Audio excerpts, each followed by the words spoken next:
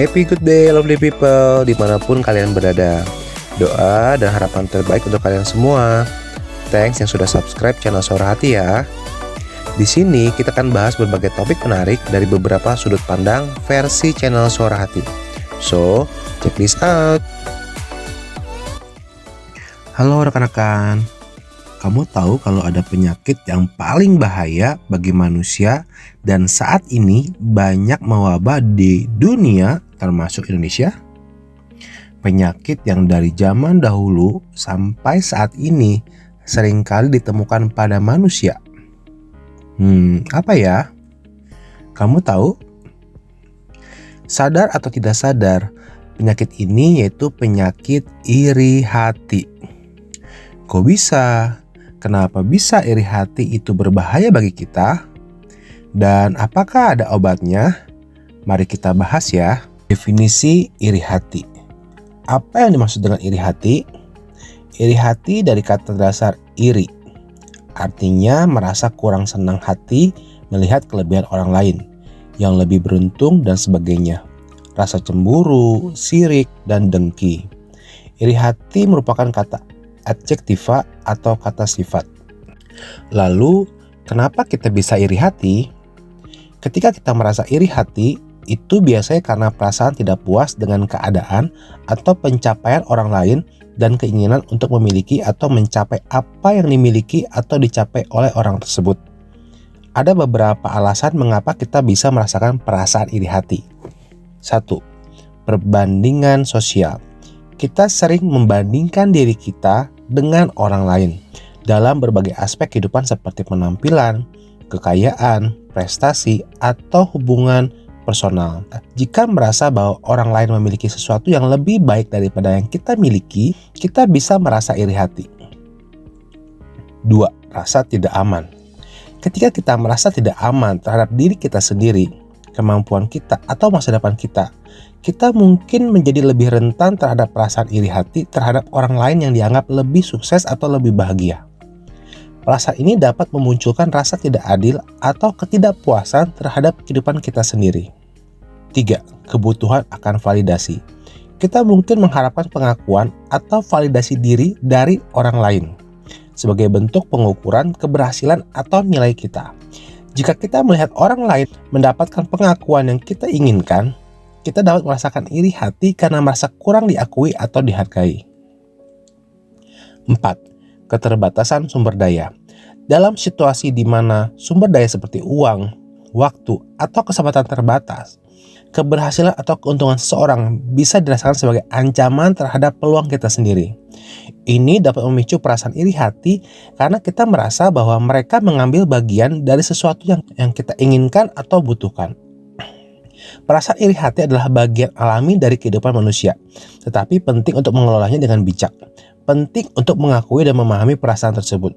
Tetapi juga kita harus lebih terfokus pada keberhasilan dan kebahagiaan diri kita sendiri. Mengembangkan apresiasi terhadap apa yang kita miliki dan mengubah perasaan iri hati menjadi motivasi untuk mencapai tujuan kita sendiri bisa membantu mengatasi perasaan tersebut. Keburukan iri hati. Meskipun perasaan iri hati alami, ada beberapa keburukan yang dapat muncul akibat terlalu banyak mengalami atau membiarkan iri hati mengendalikan pikiran dan tindakan kita. Berikut ada 5 keburukan dari iri hati. 1. Membuat ketidakbahagiaan pribadi. Iri hati yang berlebihan dapat menciptakan perasaan yang tidak menyenangkan dan membuat kita merasa tidak bahagia dengan diri kita sendiri dan kehidupan kita. Fokus yang terlalu besar pada apa yang dimiliki oleh orang lain dan tidak menghargai apa yang kita miliki sendiri dapat mempengaruhi kesejahteraan mental dan emosional kita. 2. Menciptakan ketegangan sosial. Iri hati yang kuat dapat merusak hubungan sosial dan menyebabkan ketegangan antara kita dan orang lain.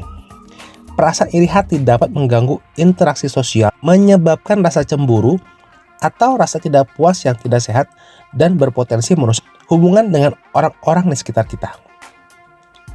3. Menyebabkan perilaku destruktif atau merusak. Iri hati yang tidak terkendali dapat mendorong kita untuk mengambil tindakan yang merugikan diri sendiri atau orang lain. Misalnya, kita mungkin berusaha merusak reputasi atau menciptakan konflik dengan orang yang kita iri. Perilaku destruktif semacam itu tidak hanya merugikan orang lain, tetapi juga merugikan diri kita sendiri. 4. Menghambat pencapaian pribadi.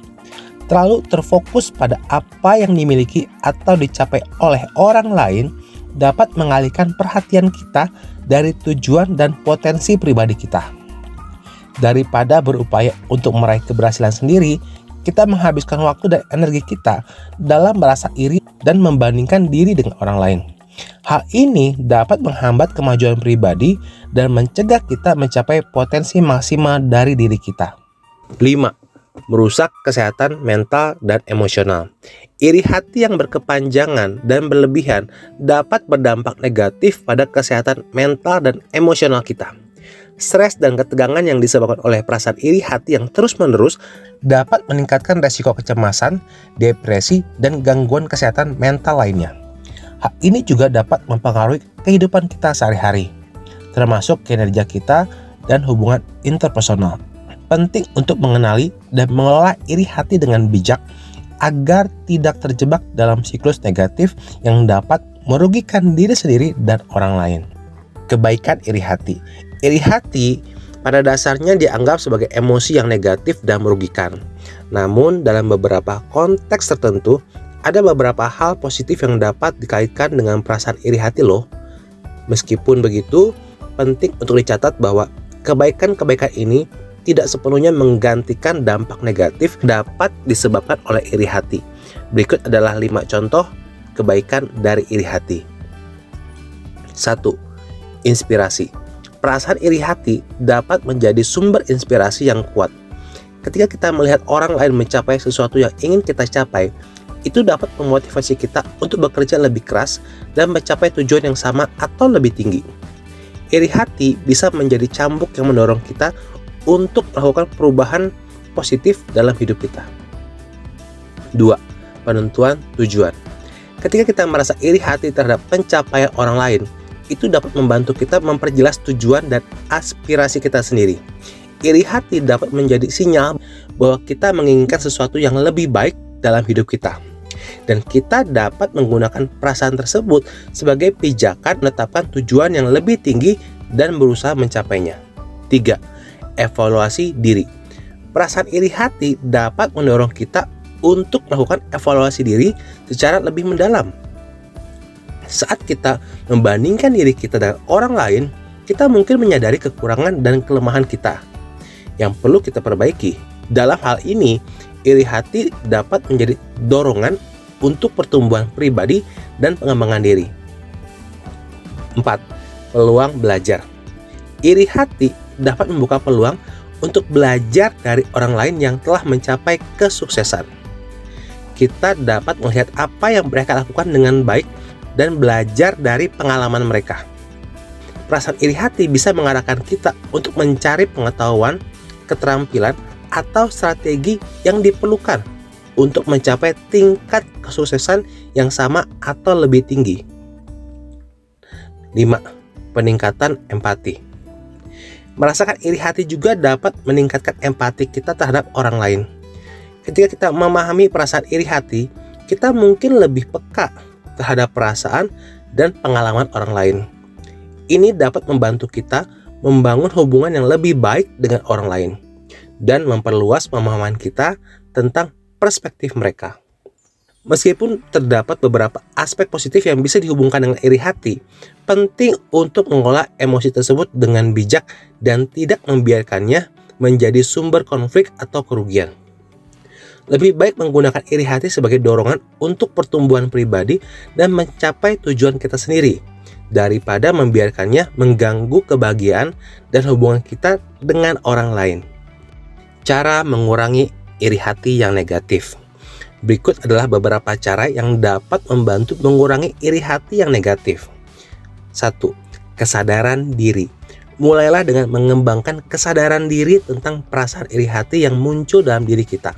Perhatikan pikiran dan emosi kita ketika kita merasa iri hati.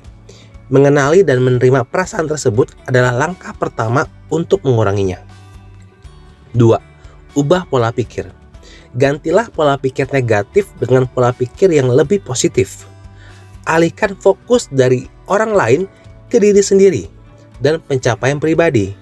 Ingatlah bahwa setiap individu memiliki perjalanan hidupnya sendiri, dan kita tidak perlu membandingkan diri kita dengan orang lain. 3. Apresiasi dan bersyukur. Berlatihlah menghargai apa yang kita miliki dan merasa bersyukur atas pencapaian dan keberuntungan kita sendiri. Fokus pada hal-hal positif dalam hidup kita dan berterima kasih atas apa yang telah kita capai dan membantu mengurangi iri hati. 4. Hargai kebaikan orang lain. Alihkan perhatian kita dari iri hati dengan menghargai kebaikan dan keberhasilan orang lain. Bukan berarti mengabaikan atau meremehkan pencapaian mereka, tetapi mengakui dan mengucapkan selamat kepada mereka tanpa merasa terancam oleh keberhasilan mereka. 5. Jalin hubungan yang positif.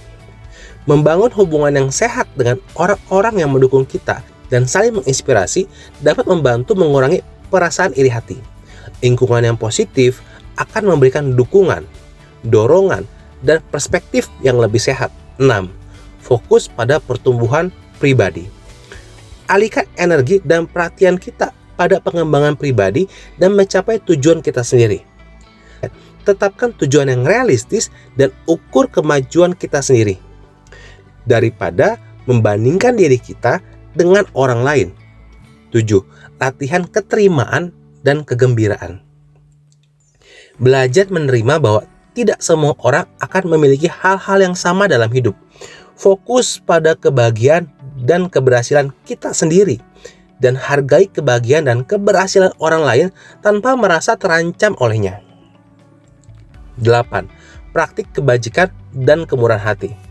Menggunakan waktu dan sumber daya kita untuk membantu orang lain dapat mengubah perspektif kita dan mengurangi perasaan iri hati. Memberikan kontribusi positif kepada masyarakat atau membantu mereka yang membutuhkan dapat membawa rasa kepuasan yang mendalam. Selalu ingatlah, setiap individu memiliki perjalanan hidup yang unik, dan kebahagiaan sejati berasal dari penghargaan terhadap diri sendiri dan pencapaian pribadi. Mengurangi iri hati membutuhkan waktu dan kesabaran. Tetapi dengan kesadaran dan upaya yang konsisten, kita dapat mengatasi perasaan tersebut dan hidup dengan lebih bahagia dan memuaskan. Pandangan Kristen terhadap iri hati. Dalam pandangan Kristen, iri hati dianggap sebagai salah satu dosa atau perilaku yang tidak diinginkan. Alkitab mengajarkan agar umat Kristen menghindari iri hati dan berusaha untuk hidup dalam kasih, kedermawanan, dan penerimaan. Berikut adalah beberapa ayat Alkitab yang berkaitan dengan iri hati. Mazmur 37 ayat 1.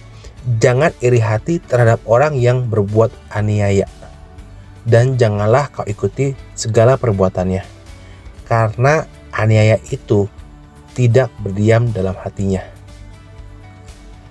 Markus 12 ayat 31. Kasihilah sesamamu manusia seperti dirimu sendiri. Pengkhotbah 4 ayat 4. Maka aku melihat bahwa segenap jerih payah dan segala keberhasilan dalam pekerjaannya adalah kecemburuan seorang akan temannya.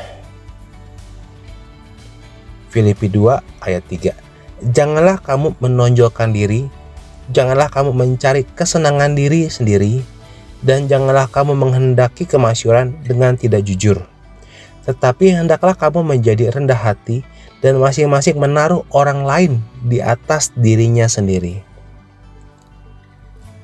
Yakobus 3 ayat 16. Tidaklah iri hati dan tidaklah dengki mendatangkan bencana. Pesan yang dapat diambil dari ayat-ayat ini adalah untuk menghindari iri hati dan berfokus pada kasih, kerendahan hati, dan pelayanan kepada orang lain. Allah mengajarkan untuk menghargai dan mengasihi sesama, serta bersyukur atas berkat yang diberikan kepada kita, bukannya mengeluh atau merasa iri terhadap orang lain. Bagi anak Allah, penyelesaian iri hati terletak pada hubungan dengan Allah dan mengikuti ajaran-ajaran Yesus Kristus yang menekankan pentingnya cinta, pengampunan, dan pelayanan. Baiklah kita hidup dalam kasih dan kerendahan hati, agar kita dapat mengatasi iri hati dan hidup dalam damai dan kebahagiaan yang sejati. Amin. Jika rekan-rekan suka dengan video seperti ini, silakan like dan subscribe ya, supaya tidak ketinggalan video selanjutnya. Jika ada topik lain yang kalian mau Suara Hati bahas, silakan tulis di komentar ya. Akhir kata, terima kasih yang sudah nonton sampai akhir. Sampai ketemu di video selanjutnya. Dadah, bye-bye.